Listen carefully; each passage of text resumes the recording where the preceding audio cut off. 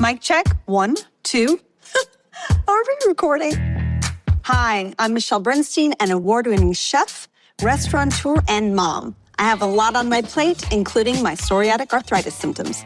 That's why I was prescribed Cosentyx. It helps me move better.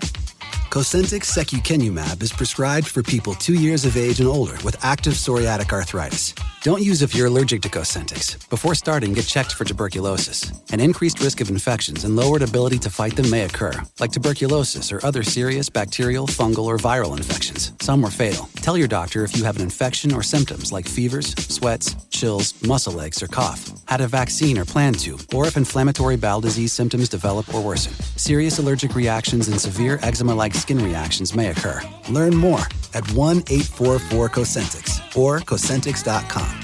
Ask your rheumatologist about Cosentyx.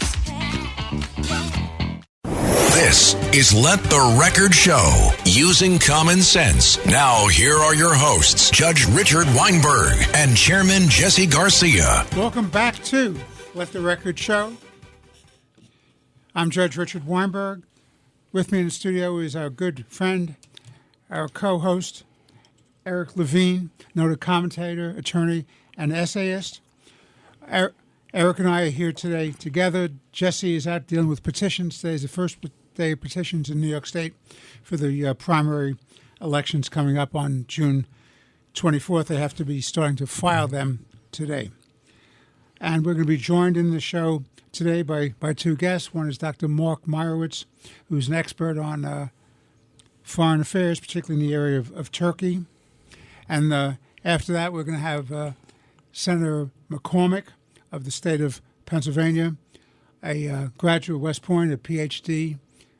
from Princeton, a former Undersecretary of Commerce, of Treasury, former Deputy National Security Advisor, recently elected to the Senate, a Bronze Star winner, and just a altogether lovely guy and a great patriot. We'll be having him for the final segment of this show.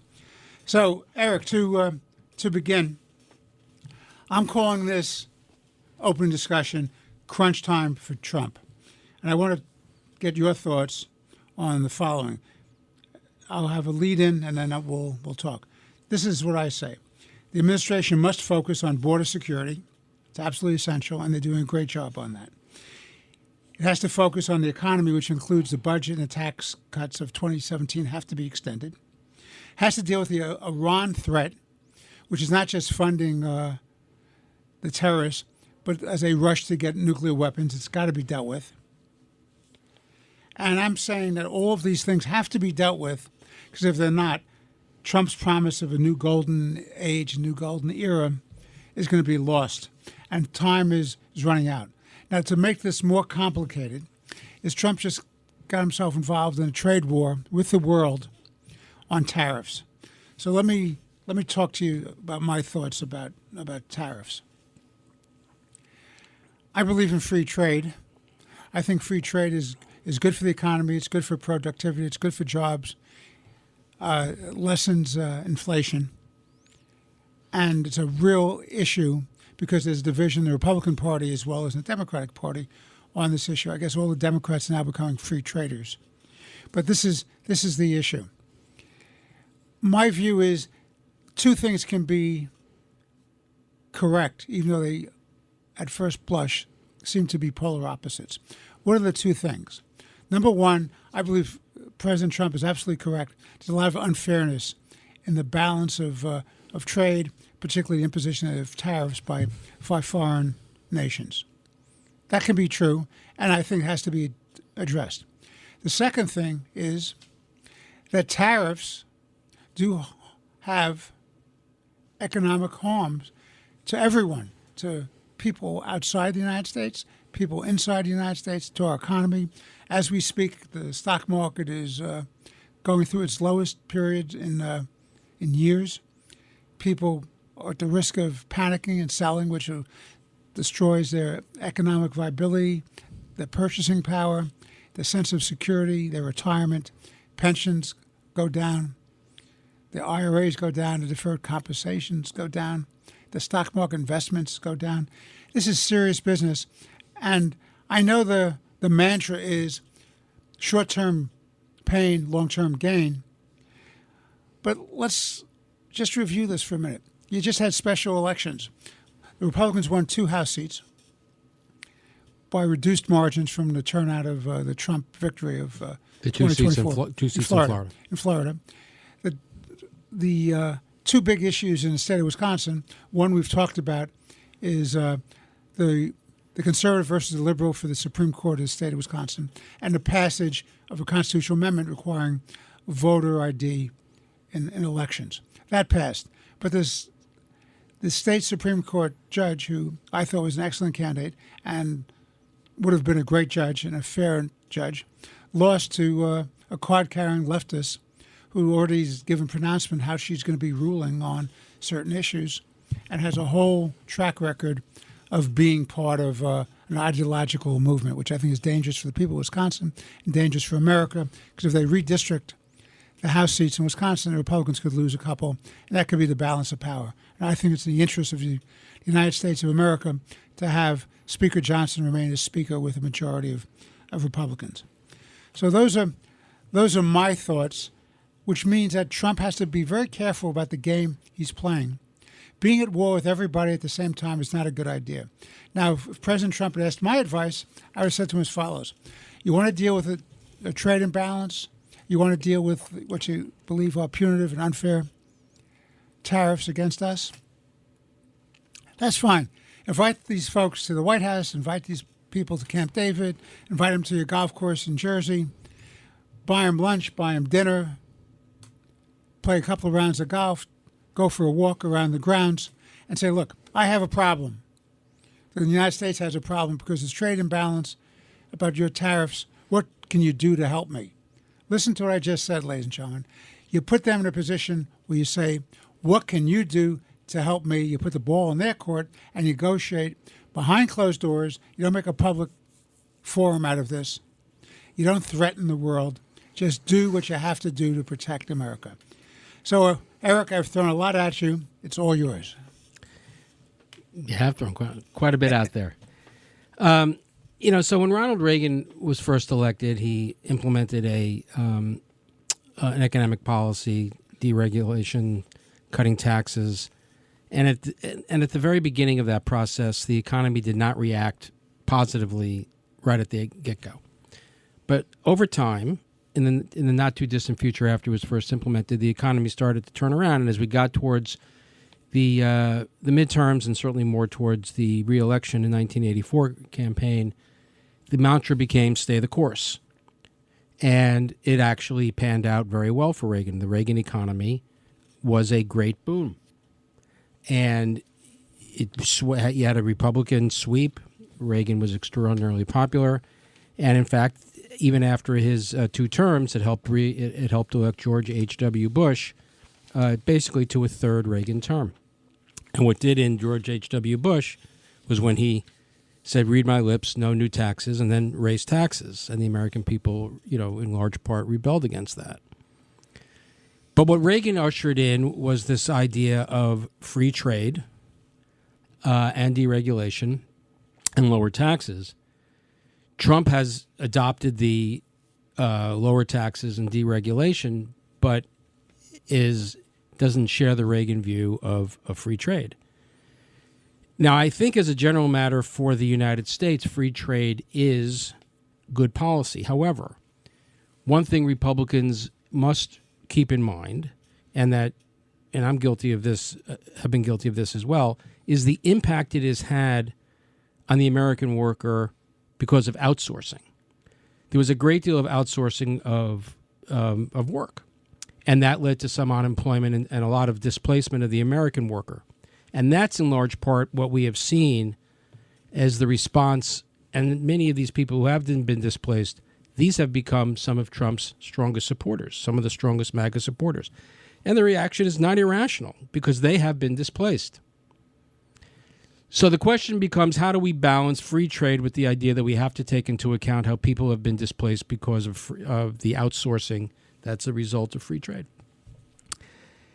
And the Trump response to that is tariffs. I am leery of across-the-board, broad-based tariffs. I like the idea of targeted tariffs when necessary. I'm all for significant tariffs on China. I'm all for significant tariffs on Russia. I am all for crippling, economically destroying sanctions on Iran. They have a benefit. But I'm not crazy about this idea of the broad-based tariffs and as you described it, engaging in a trade war against the world. Now, time will tell whether or not Trump is right or not. He may be saying, as we approach the midterms, stay the course. This is going great. Or the Republicans may be saying in 2028, after the Trump tariffs have taken effect and potentially succeeded, stay the course, which was the right way to go. We don't know. I mean, you really, as terrible as the stock market is performing today, you can't take one day performance in the market and say this is the definition of how things are going to be in the future. But so there are some serious signs that we have to keep track of. I was speaking this morning with a friend of mine who runs a electronics business in Japan. And his company, which is an international company, but it's based in Tokyo, they are looking to expand because of the tariffs, they are looking to expand their reach into China. As he describes to me, we need markets. We need to be able to sell our goods. So is the tariffs helping us if the idea is, China's our greatest threat in the world, and they're a great economic superpower, and they're becoming a great military superpower? Are we helping ourselves by forcing folks like my friend in Japan, who's a strong supporter of the American-Japanese relationship, for them to be selling and making more deals with the Chinese? I don't know that it is, but again, time will tell. So when we look at these tariffs, the other thing I would suggest that we keep in mind is which country has benefited the most from the American-led world order after World War II, with free trade, with free navigation of the seas. I would argue that the United States has been the biggest beneficiary of that. There's a reason why we are the greatest economic superpower in the history of the world. We are the greatest military superpower in the history of the world. And there's really no one who can undermine that from the outside, but we are doing a pretty good job from undermining it from the inside. And failed policy is often what brings about an economic decline or a military decline. Now, I'm not suggesting that Trump is going to do that. He may be wildly successful, and I hope that he is. But there's a great risk here. I mean, another example is what's going on between the United States and Canada. A couple of months ago, Prime Minister Trudeau had to resign. He was extraordinarily unpopular. His Liberal Party was 85 points behind in any election that they were going to have with the Conservatives. There has to be an election this year. It has to happen by October. But ever since these trade wars and the hostile rhetoric between the United States and Canada, the Liberal Party is getting more popular. And the Conservative Party is becoming less popular. I would argue that the United States is far better served by having a pro-American, pro-Israel, pro-Western alliance prime minister than it is having a socialist who dislikes the United States, who is anti-Semitic, who wants to recognize a Palestinian state. But because of the rhetoric and because of the tariffs, Donald Trump is empowering Canadians. The Canadians are saying they're not taking vacations in the United States. There's less trade between Canada and the United States. Now, again, this may all turn around. This may all be genius on Donald Trump's part. It's way too early to tell. But we have to be honest with one another that there are some telltale signs that are not positive. I wish the president great luck. I want him to succeed because if he succeeds, the United States succeeds. And there is nothing more important than the United States succeeding. We'll see what happens. Well, interestingly enough, what they've done, the Democrats just passed a resolution with the support of 4 Republican U.S. senators. You had Collins, Murkowski, Rand Paul, and Mitch McConnell. Right. 4 of them support a Democratic resolution challenging Trump's tariff war against. Well, they have their Canada. own. They have their own personal reasons for that. It Well, isn't necessarily. Well, but listen, the answer is it depends. I mean, Rand Paul, for example, has been heard to say he believes tariffs are a tax, and if it's a tax, you need to have Congress. Well, he's just a strict ideologue, Right. And there is not. I mean, that's not a crazy argument that it's a tax because it raises prices, so people have to pay it. So it's inflationary. So in that sense, it's a tax. Susan Collins is running for re-election in Maine. Donald Trump did not win Maine. If she's going to win Maine, she's going to have to win over a lot of Democrats and independents. So to show separation between herself and Trump is a political calculation there. The point you're making is that they all have their own agenda for why they're doing this. Yes. What I submit to you is that's the nature of politics, people pursuing their own agendas and using their own tactics and strategies to achieve those agendas. I'm saying that you have to look at there are economic consequences to their tariff war and their political consequences. And I submit to you, you don't want to give the Democratic Party ammunition in the midterms to undermine confidence in the Republican agenda. Up until this point, Trump has been doing a great job in what he's promised to do. Well, he promised tariffs. No, but right. But I'm saying all the other things make sense. Border security, pushing to get through the extension of the 2017 tax cut legislation, trying to make it permanent. All of those are very, very important issues, and I give him credit for that. We have to take a break. This is Let the Record Show. Chairman Jesse Garcia, the Republican Party, is off dealing with the problem of petitions being certified. I think he's secretly getting ready to go to opening day at Citi Field for the Mets. No. Knowing Jesse, he's doing his politics first, baseball second. But Eric and I will be back in a moment. As I've indicated to our listeners, we'll have two interesting guests today, Dr. Mark Meyerowitz and Senator McCormick of Pennsylvania. Please stay with us. We'll be back in but a few moments. This is Let the Record Show.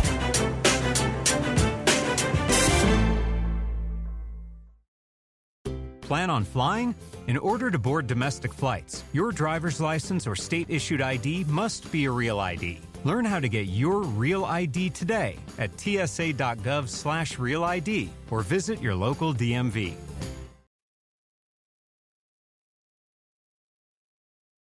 This is Let the Record Show. Using common sense. Now, here are your hosts, Judge Richard Weinberg and Chairman Jesse Garcia. Welcome back to Let the Record Show. Chairman Jesse Garcia, Republican Party, is off doing issues with petitioning, notwithstanding Eric Levine's comment that he's at a baseball game. That's not true. It says just getting mentally prepared. Oh, he's getting mentally prepared? so he's getting mentally prepared for the petitions and for the baseball. Eric Levine, noted commentator, essayist, and attorney, is in the studio with me, our esteemed co-host. Joining us today is my good friend, Dr. Mark Meyerowitz. Mark is not only a PhD, but he's also an attorney. He's a great thinker. He's a professor at the Maritime College at the State University. He's a good friend. He's a thoughtful guy. And he knows a lot about the problem of Turkey. Now, when I say the problem of Turkey, this is my question. Is Turkey a friend of ours? Is it an ally? Is it yet another Islamist hegemonic threat to Western civilization? They've moved in whole hog into Syria. They are no friend of the state of Israel under the current leadership of, I always mispronounce the name, and Eric always corrects me. I call it Erdogan. Erdogan. That too, but I call it Turkey, not Turkey. Okay, so, Eric, I'm turning over Dr. Meyerowitz to you. Mark, welcome to Let the Record Show. We're very, very happy to have you here.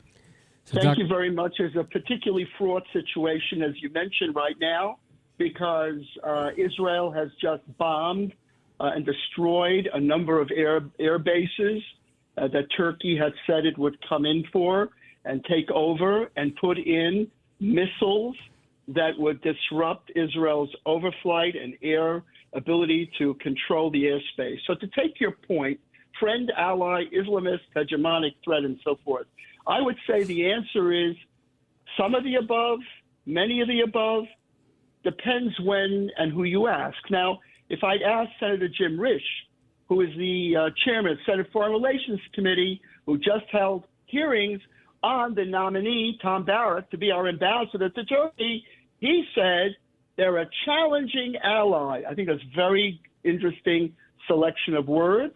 And he also said about Turkey, and I think it's very candid, they have done some things that are just awful. And he focused on the S-400 Russian missile, which Turkey has, and the fact that Senator Risch said, while I'm here, Turkey is not getting the F-35 Super Stealth fighter. Now, ally, friend, they're a NATO ally. They are. Well, they're in NATO. They're in NATO. They're in NATO. That's a fair point. They're in NATO, but you should know that historically the Turks fought with the United States in the Korean War, and General MacArthur said that they were the most courageous troops he had come across. Yeah, but and I think in ISAF in Afghanistan. I just wanted to throw in some of the things that goes into the soup here, which is very complicated. I agree with you. Yeah, but I think there was a sea change with the election of Erdogan, who is who's really not he's an Ottoman. He's not an Ataturk. He's more interested in reconstituting the Ottoman Empire. And I think the first the first important act that he implemented was during the American invasion of Iraq.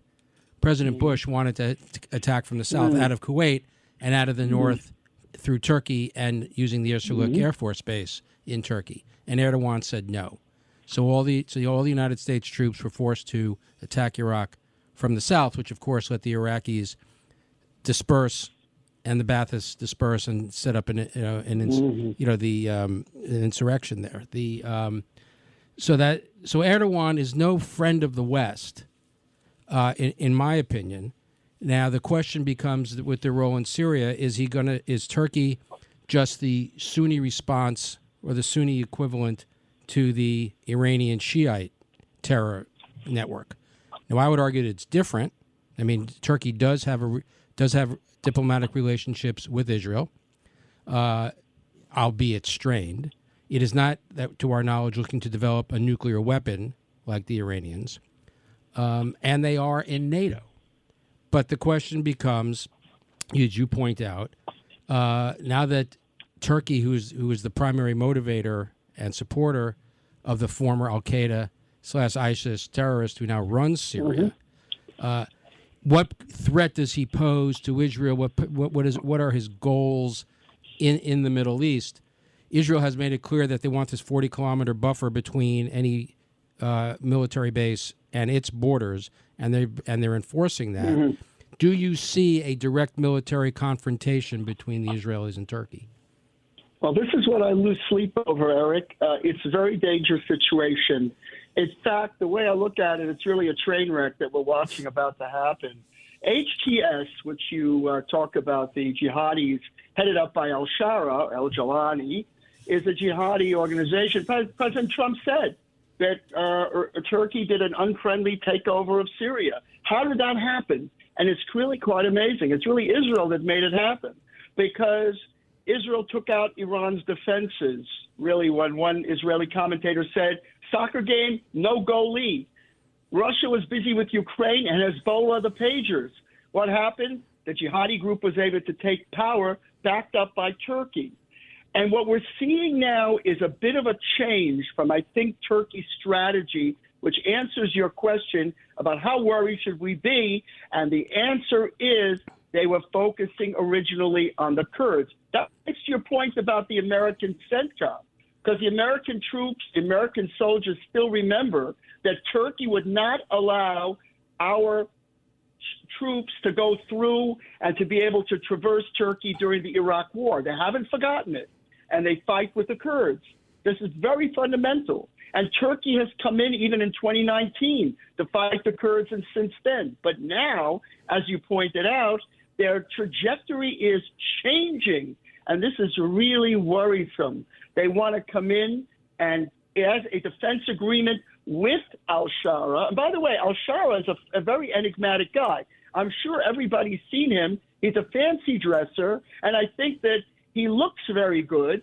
He's kind of, you look at him, but The Economist magazine was very right when they said, warlord, jihadi, or nation builder. We don't know who he is, and we also don't know the nitty-gritty of the relationship between Turkey and HTS. Yeah, this affects the stability of the region. Well, what's very interesting there is, I think you analyzed correctly the threat to Israel and the unholy alliance between HTS and Turkey.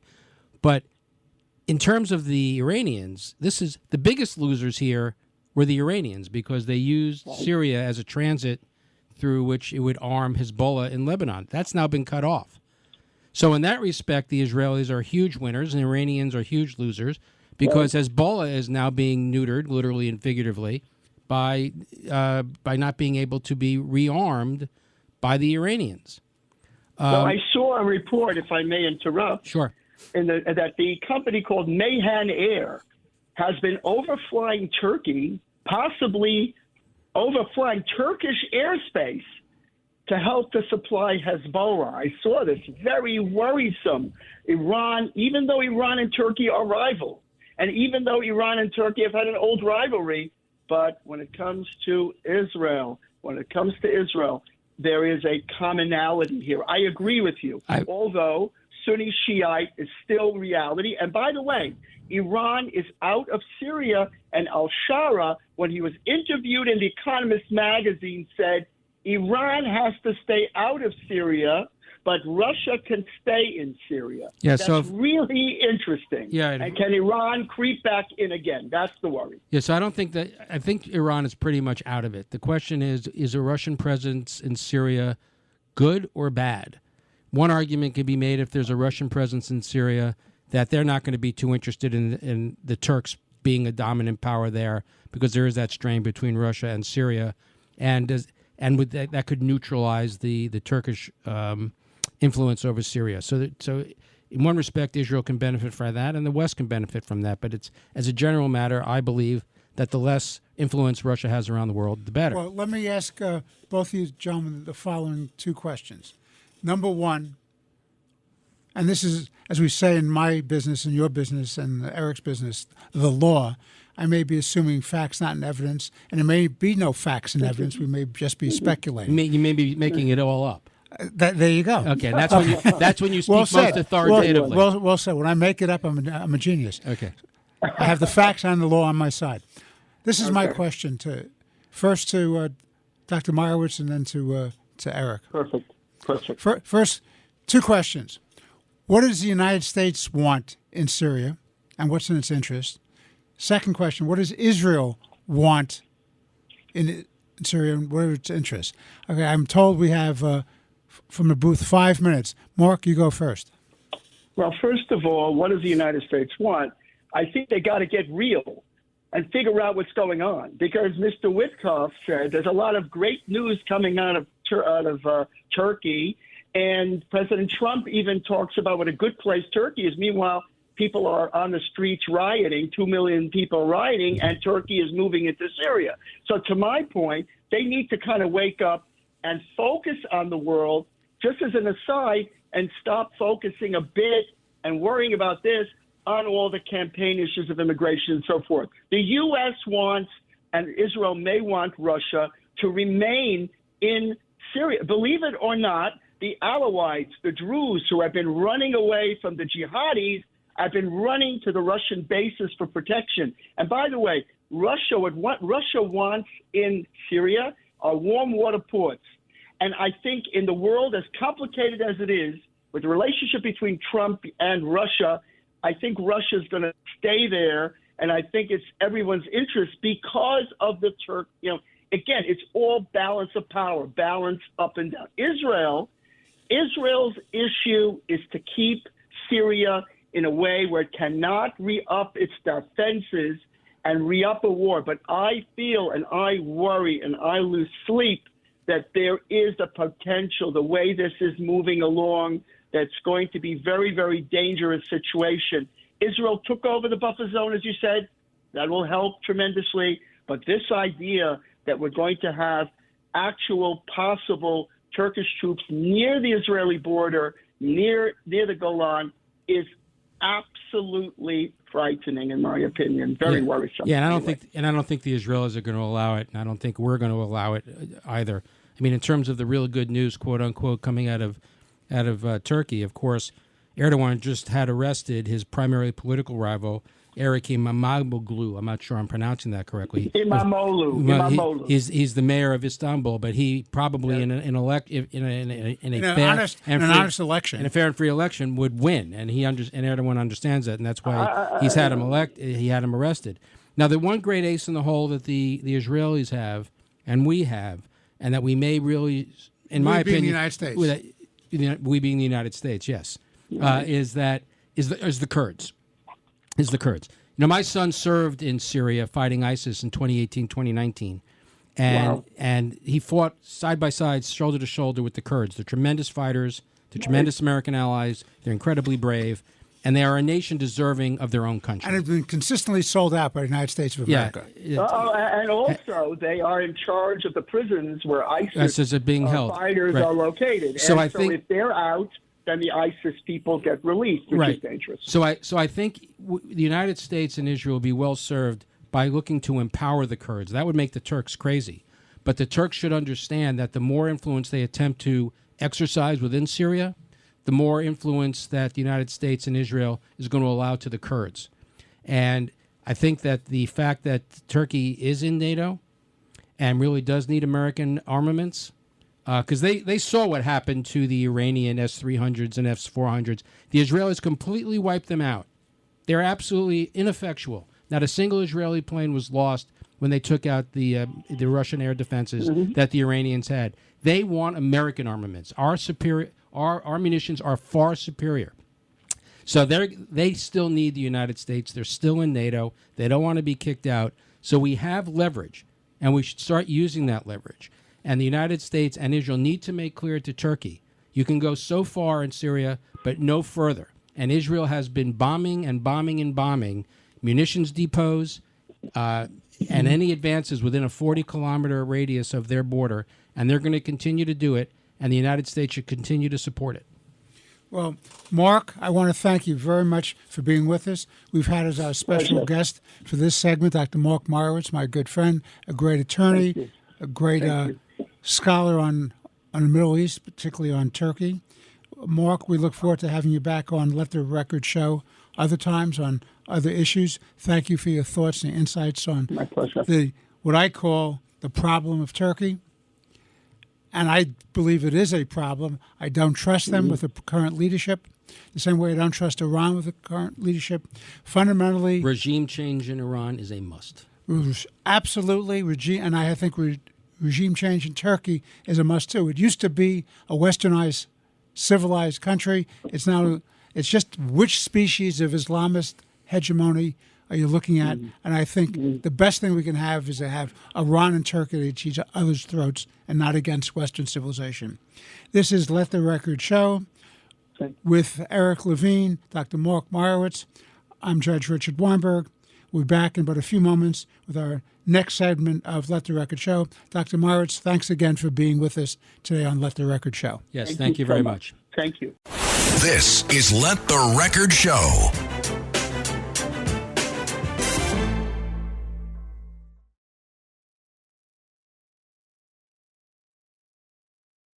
This is Let the Record Show, using common sense. Now, here are your hosts, Judge Richard Weinberg and Chairman Jesse Garcia. Welcome back to Let the Record Show. I'm Judge Richard Weinberg. With me is my esteemed colleague, co-host Eric Levine, noted attorney, commentator, and essayist. Jesse Garcia, the vice chair of the State Republican Party and Suffolk County Chair, is out today taking care of petitions. But we are honored and privileged to have one of the best United States senators, a new member of the United States Senate, Dave McCormick.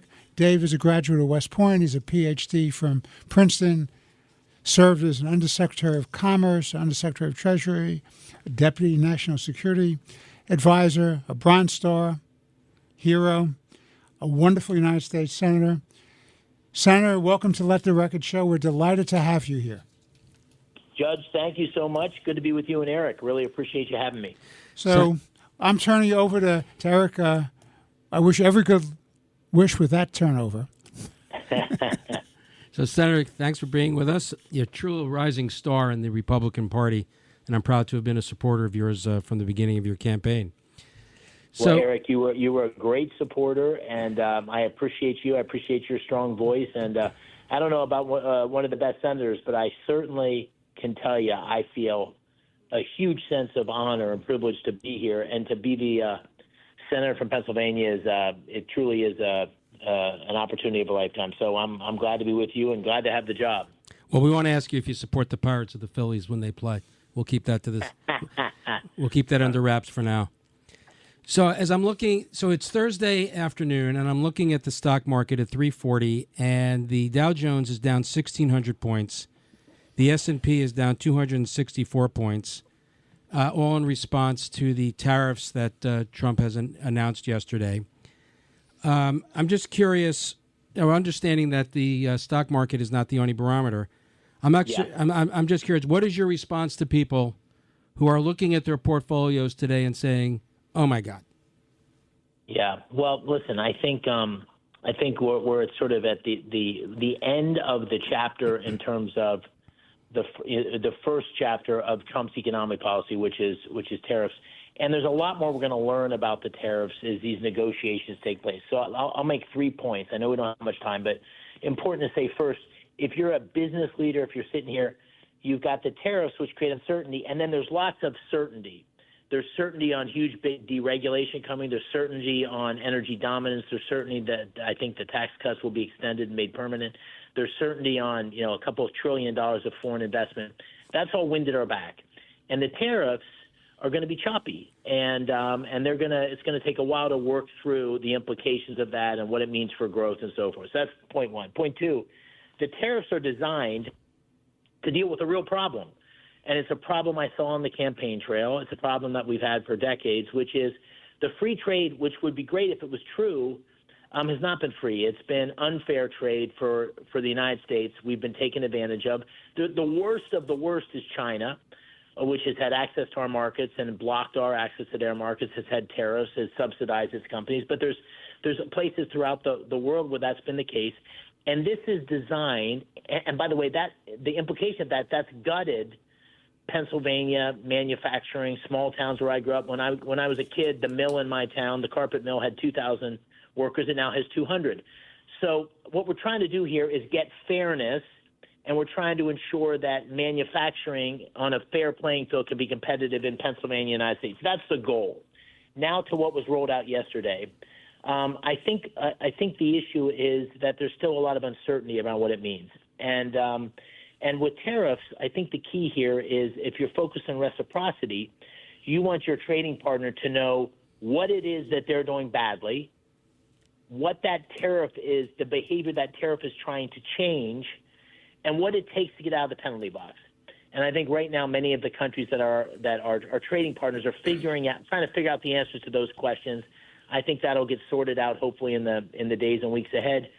We didn't run, President Trump didn't run, I didn't run on the stock market. We ran on the real economy. And if we can get the real economy working for all Americans, create great jobs, the economy is going to grow, stock market's going to be fine. And so that's what I'd tell them. I'd say, let's not panic on day one. Let's see how things play out. And I'm worried, by the way, I'm worried about some Pennsylvania companies. I'm tracking it closely. I'm going to be in close touch with the trading rep to make sure that that we're not doing damage to Pennsylvania and other countries across America. So I think we got to wait and see how this plays out. So one of the important components that you mentioned was the tax cuts. It seems that the Senate and the House are in slightly different places regarding how the tax cuts and the reconciliation package should be structured. One bill versus one big beautiful bill versus two bills. Where does that stand? Are the Senate and the House going to be able to get it together? I think everybody's pretty aligned right now on one big beautiful bill, for better or for worse. I think it's one big beautiful bill. I think the Senate is working off the House budget resolution. I mean, it'll be the basis for where we start. I think big picture, it's going to be tough, by the way. This is not going to be easy to get there in reconciliation, but we've only been in reconciliation, only had the opportunity of reconciliation 4 times in the last 100 years when there's been a Republican majority in the House and the Senate and in the White House. But I think there's a lot of agreement around We got to extend the tax cuts, make them permanent. I think there's a lot of agreement on the fact that we got to plus up the budget for the wall, for the border, and for our national defense. And I think there's a lot of agreement that we need to bend the cost curve. We need to stop our budget from growing and start to dramatically reduce the cost of our government. We have a $2 trillion annual deficit, $37 trillion of debt, $1 trillion of interest payments. That's not sustainable. So now we sort of have alignment on the big things. There's going to be a lot of wood to chop to get from that high-level agreement to a proposal that both parties can pass that's going to, keep the slim majorities that we have, particularly in the House. But I'm optimistic. President Trump's going to be a huge player in this. I think the things I just outlined are the priorities he's going to give both the Senate and the House, and I'm hopeful. This reconciliation is a real opportunity, and we ran on change. We ran on fiscal responsibility. We gotta deliver. So let's change topics for a second. I know that an important issue to you, and frankly to the entire country, is the issue of fentanyl. So you recently put on the floor or drafted the Joint Task Force to Counter Illicit Synthetic Narcotics Act of 2025. So the question I have, how does this legislation differ from past attempts to deal with the opioid fentanyl crisis, and why will it succeed where other efforts have failed? Well, first, I don't think that there's been adequate focus and effort in the past. I think what happened under the previous administration and before that, but certainly the previous administration, was this huge, wide open border crisis where we had, millions of illegal immigrants coming across our southern border, coming across our northern border, and new levels of fentanyl, which is highly, highly toxic and incredibly fatal, coming across too.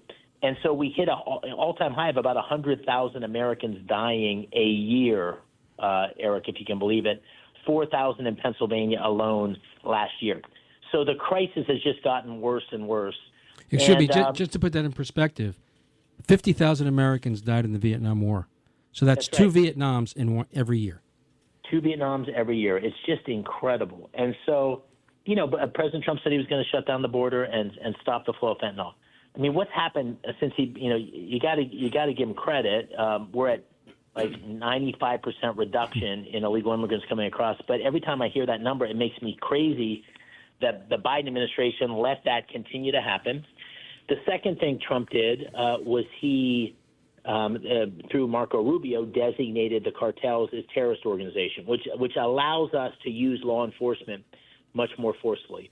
What my bill does is it essentially creates a joint task force. Lots of times when the law enforcement works on an issue, they work in silos. And we needed to create an integrated task force, DEA, ATF, FBI, the Border Patrol, dedicated leadership to the task force, and treat this as the national security crisis it is. Have transparency, accountability. This is co-sponsored by John Fetterman, my fellow senator here in Pennsylvania. He's a Democrat. I'm a Republican. We have agreed to find ways to work together, including on anti-Semitism in Israel and fentanyl. And this is a bill that's all focused on the supply side. We also have a lot to do on the demand side. We got to deal with the addiction problem. We got to deal with the reasons people turn to fentanyl. Often they don't even know they're taking it. When you talk to these fentanyl families, Eric, lost their beautiful children. I've got 6 daughters. It breaks my heart every time. It's like somebody ripped your heart out when you hear the stories. Most of the kids don't even know they're taking it. It's laced into marijuana or, uppers to keep them up while they're studying for their exams. One of my neighbor's daughters took an Ambien that had fentanyl and killed her. 21-year-old, beautiful little girl. It's a disgrace. So anyway, that's what the bill does, and it was my first bill. And I'm proud of it, and we're going to push it. And for the State of the Union, I had an opportunity to bring one guest. I brought Sheriff Jim Ott, who's the sheriff in Blair County, and he's been fighting this fentanyl fight for the last decade, and kept a lot of fentanyl out of Blair County, but couldn't keep it out of his house, and he lost a son. And you just hear these stories, and you say, man, we cannot tolerate this. So that's what I've been working on, among other things, and I'm really proud to push it forward. So the designation of the cartels as a terrorist organization, something I support, does that envision the possibility of the use of military force? It does for me. It opens up the legal mandate to do that. And listen, you'd love to do that in cooperation with the Mexican government, but the Mexican government is certainly corrupted to some degree by the cartels. And we know that we have incredible, very focused, targeted special operations capability, special drone capability.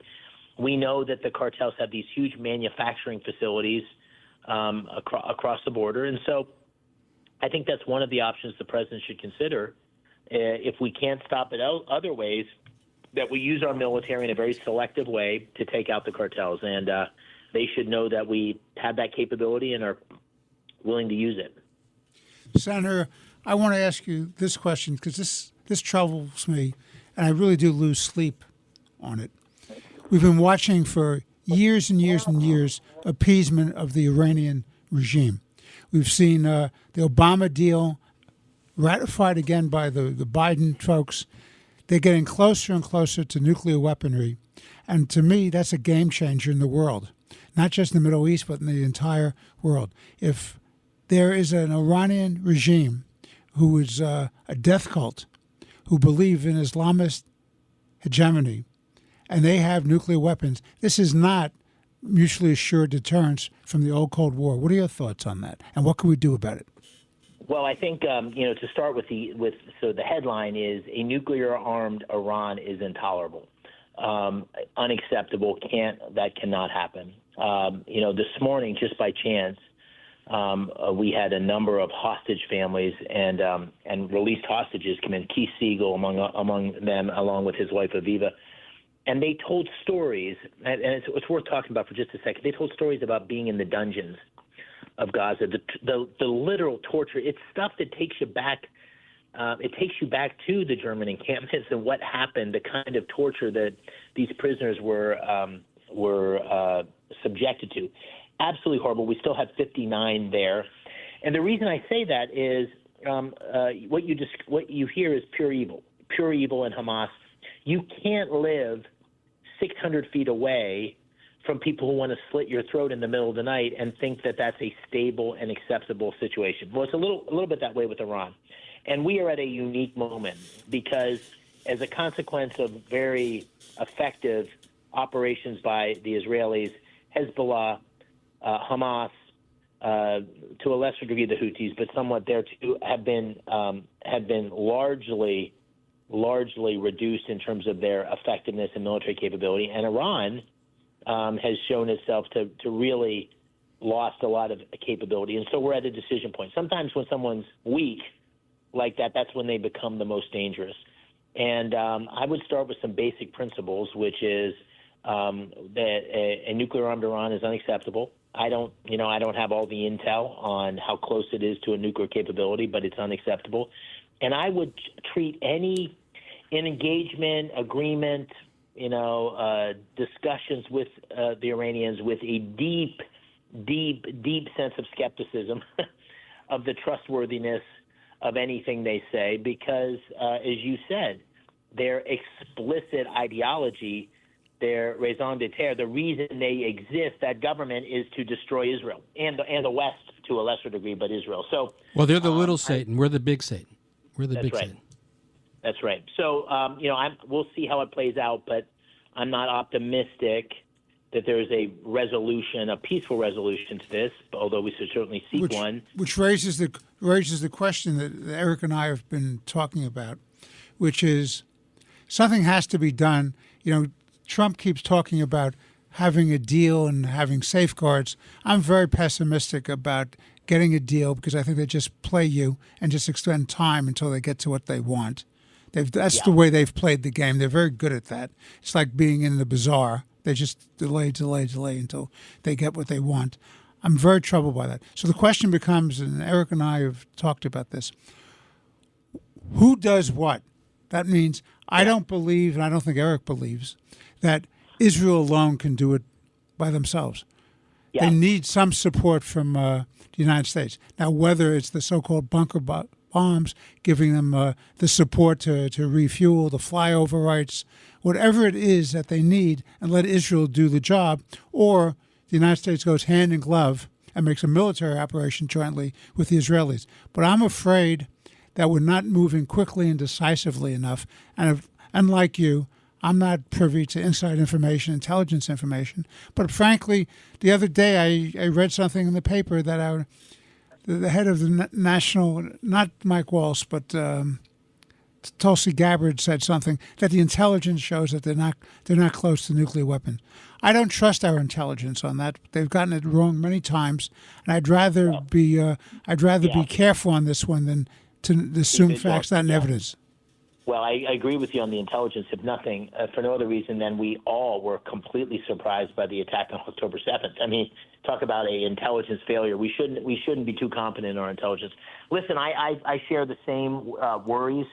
I mean, the best I can say to you is, and I think I told you this, Eric, but I'm the chairman of the subcommittee for the Senate Foreign Relations on the Middle East and counterterrorism. In that capacity, I'm going to the Middle East in May. I'll be going to Israel. I'll be going to some other countries in the Gulf. Prior to that, I will be conducting a set of hearings on the very topic you raised, and the questions of what role the U.S. should play, the question of how to deal with the risk, the question of how close the Iranians are to nuclear capability, all very much on my mind, and I share your concern and skepticism. Well, to that point, we should all remember that one night we went to bed and then woke up the next morning and Pakistan had a bomb. We were shocked. One night we went to bed and woke up the next morning and India had a bomb. We were shocked. One night we went to bed, woke up the next morning and North Korea had a bomb. We were shocked. Same thing with Iraq and Syria. And had the Israelis not taken out the nuclear capabilities, those two countries would have had a bomb as well. So to the point about we can't trust the intelligence, we certainly can't trust the intelligence. And frankly, any intelligence that says Iran is not close to a nuclear weapon, I just think is flat out wrong. I don't even think I'd have to see the intelligence to know that's the case, given all the years that they've been developing this nuclear capability. But what I want to ask you about is there's been reports that there have been significant naval movements, U.S. naval movements from Guam into the Indian Ocean. I assume it's Diego Garcia where we have a big base. You don't just go from Guam to the Indian Ocean for a vacation. They're there for a reason. Do you have any indication that first of all, are those reports correct that we're moving naval assets into the Indian Ocean? And if we are, I have to assume it's in preparation for an attack on Iran. You know, honestly, Eric, I don't know. I mean, I will never BS you. I don't know the answer to that question, but so I won't respond. You know, I wouldn't read too much into naval moves on naval operations, and the reason I say that is there's a whole set of reasoning why that might be the case. So I wouldn't read too much into it, but I honestly don't know the facts of that particular question. Well, Senator, I want to thank you on behalf of Eric and myself. We've been listening to a great United States Senator, Dave McCormick of the state of Pennsylvania, a wonderful leader, a great patriot, a man with a great future in protecting America. We want to thank you for being on Let the Record Show today, and we look forward to having you back soon. Great to be with you guys. No problem. Thank you, Senator. Thank you. This has been Let the Record Show with Eric Levine and myself, Judge Richard Weinberg, our co-host, Jesse Garcia, the vice chair of the state Republican Party, county chair of the Suffolk Party, has been busy taking care of petitioning for the June 24th statewide primaries. We look forward to having Jesse back with us next week, and we're going to have, thanks to the good efforts of our good friend Eric Levine, we'll be having another great surprise mystery guest, a leader of this great country, next week on Let the Record Show. God bless you, God bless your families, and, of course, God bless America.